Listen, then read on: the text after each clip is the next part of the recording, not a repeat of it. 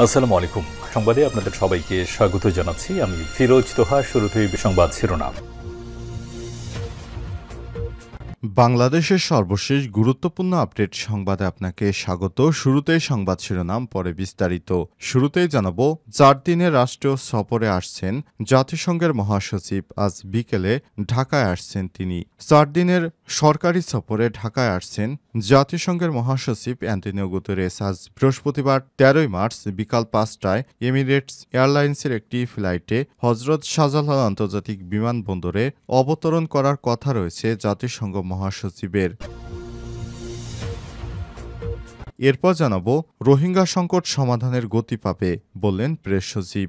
জাতিসংঘের মহাসচিব অ্যান্টোনিও গুতেরেসের আসন্ন বাংলাদেশ সফরে রোহিঙ্গা সংকট সমাধানের বিষয়টি গতি পাবে বলে জানিয়েছেন প্রধান উপদেষ্টার প্রেস সচিব শফিকুল আলম। আজ রাজধানীর ফরেন সার্ভিস একাডেমিতে আয়োজিত ব্রিফিংয়ে সব কথা জানান তিনি।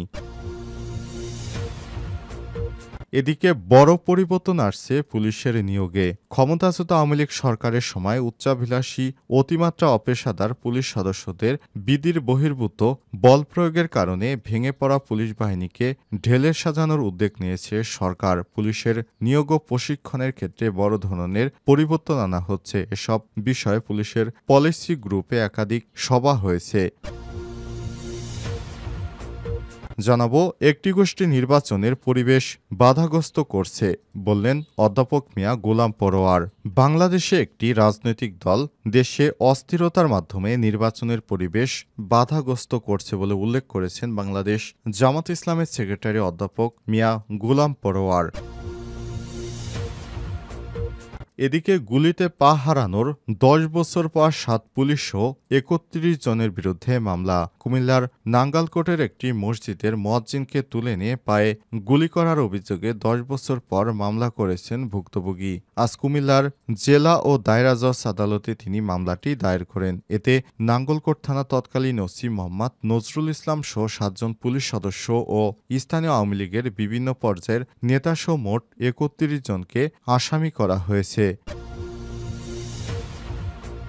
এবং সর্বশেষ জানাবো, চীনা রাষ্ট্রদূত বললেন চীন বাংলাদেশের গুরুত্বপূর্ণ খাতে বিনিয়োগ বাড়াতে আগ্রহী। চীন বাংলাদেশের টেক্সটাইল, ক্লিন এনার্জি, ইলেকট্রিক যানবাহন এবং ডিজিটাল প্রযুক্তি সহ গুরুত্বপূর্ণ খাতে বিনিয়োগ বাড়াতে চায় বলে জানিয়েছে বাংলাদেশে নিযুক্ত চীনের রাষ্ট্রদূত ইয়াও ওয়েন।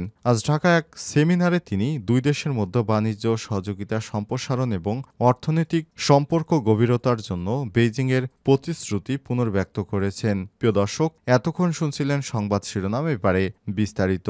তবে তার আগে বন্ধুরা, অনুরোধ থাকবে সংবাদটিতে একটি লাইক দিন। এই চ্যানেলে আপনি নতুন হয়ে থাকলে আমাদের সংবাদটি দেখতে দেখতে চ্যানেলটি সাবস্ক্রাইব করে রাখুন, যাতে করে বন্ধুরা আমাদের পরবর্তী লেটেস্ট আপডেট সংবাদগুলো সবার আগে আপনার কাছে পৌঁছে যায়। কমেন্ট করে আপনার মূল্যবান মতামত জানিয়ে দিন আপনি বিশ্বের কোন দেশ থেকে বা বাংলাদেশের কোন স্থান থেকে আমাদের সংবাদটি দেখছেন এবং শুনছেন। এবারে বিস্তারিত।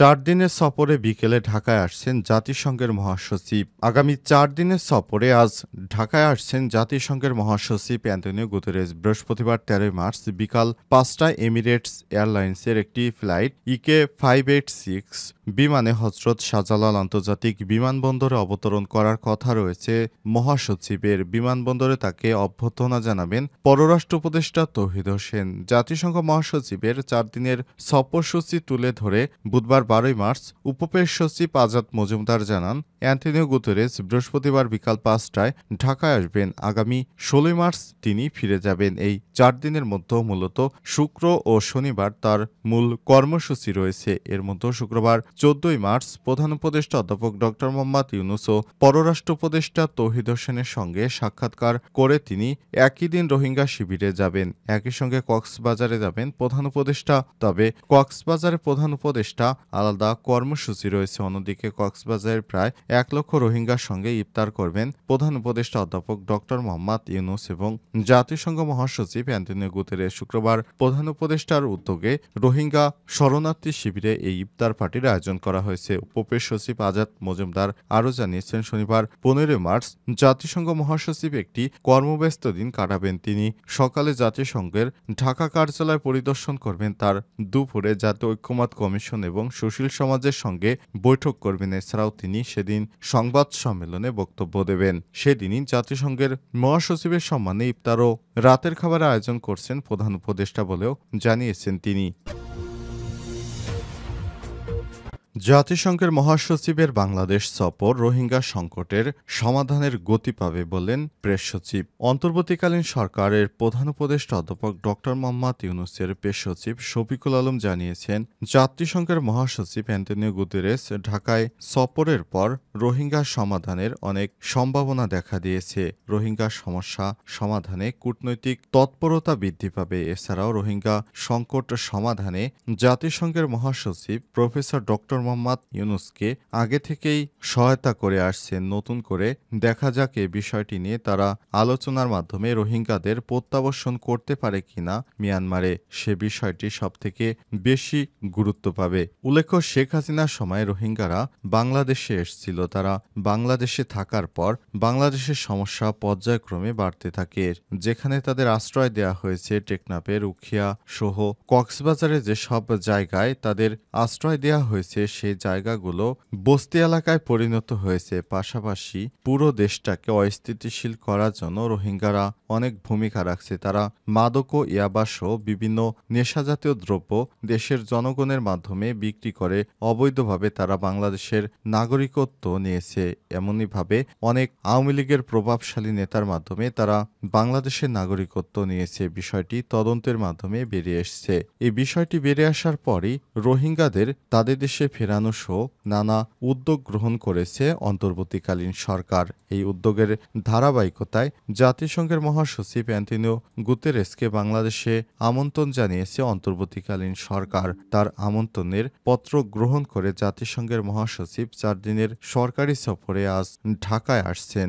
বিষয়টি খুবই গুরুত্ব সহকারে দেখছে অন্তর্বর্তীকালীন সরকার। অন্তর্বর্তীকালীন সরকারের প্রধান উপদেষ্টা অধ্যাপক ড মোহাম্মদ ইউনূস জাতিসংঘের মহাসচিবকে নিয়ে রোহিঙ্গা শরণার্থী শিবিরে যাবেন এবং প্রায় 1 লক্ষ রোহিঙ্গাদের সঙ্গে তিনি ইফতার করবেন বলে জানা গেছে।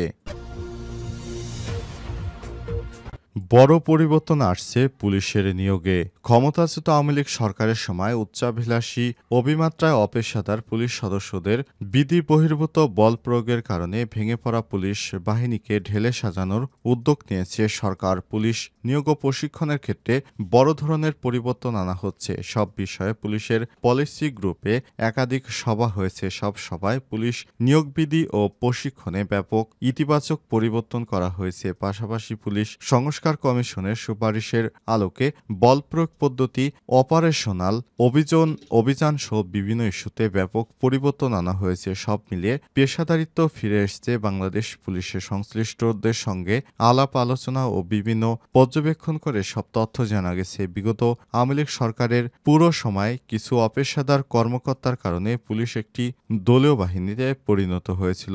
নিয়োগ বদলি, পদোন্নতি, পদায়ন থেকে শুরু করে এমন কোনো কাজ নেই যেটি কিনা পুলিশকে দিয়ে না করা হয়েছিল। তাই পুলিশকে নতুনভাবে গড়ার সিদ্ধান্ত নিয়েছে সরকার। পুলিশের দায়িত্বশীল এক কর্মকর্তা কালবেলাকে বলেছেন, গত 5ই অগস্ট ছাত্র জনতার অভ্যুত্থানে সর্বাধিক ক্ষতিগ্রস্ত হয়েছে পুলিশ বাহিনী। টানা কয়েক সপ্তাহ কার্যত পুলিশের কোনো কার্যক্রমই ছিল না। ধীরে ধীরে সে অবস্থা থেকে উত্তরণ ঘটেছে। এখন তদন্ত, অপরাধ, অপারেশনাল কার্যক্রম জোরদারের পাশাপাশি পুলিশের নিয়োগ, পদায়ন ও পদোন্নতি সহ কাঠামোগত উন্নয়ন ও এর কাজ চলছে। একটি গোষ্ঠী নির্বাচনের পরিবেশ বাধাগ্রস্ত করছে বললেন অধ্যাপক মিয়া গোলাম পরোয়ার। বাংলাদেশ জামাত ইসলামের সেক্রেটারি জেনারেল অধ্যাপক মিয়া গোলাম পরোয়ার অভিযোগ করে বলেছেন, বাংলাদেশে একটি গোষ্ঠী তারা নির্বাচনকে বাধাগ্রস্ত করার চেষ্টা করছে। তারা বিভিন্ন স্থানে অটো স্ট্যান্ড থেকে শুরু করে সিএনজি স্ট্যান্ড, এমনকি বাস স্ট্যান্ড, ট্রাক স্ট্যান্ড, চাঁদাবাজি, রাহাজানি, খুন খারাপি, ধর্ষণ, সন্ত্রাসী কর্মকাণ্ড, এমন কোনো অপরাধ নেই যেগুলো এগুলো করছে না। এদের কারণে মূলত নির্বাচনের পরিবেশ নষ্ট হচ্ছে।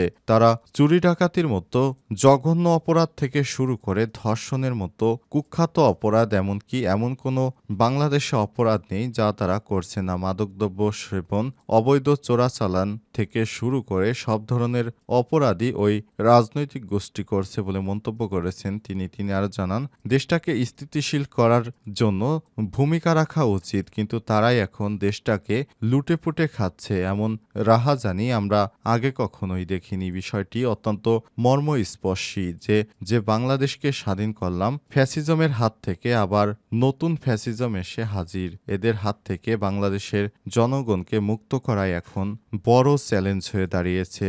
নির্বাচনের আগেই তারা যে ধরনের রাহাজানি সন্ত্রাসী কর্মকাণ্ড শুরু করেছে, এভাবে দেশ চলতে পারে না। এদেরকে কন্ট্রোলে না আনতে পারলে আগামীতে নির্বাচন সুষ্ঠু হবে না। তারা নির্বাচনের পরিবেশ নস্যাৎ করতে এই চক্রান্ত করছে। অধ্যাপক মিয়া গোলাম পরোয়ার আরও বলেছেন, জনগণকে আর ধোঁকা দেয়া যাবে না।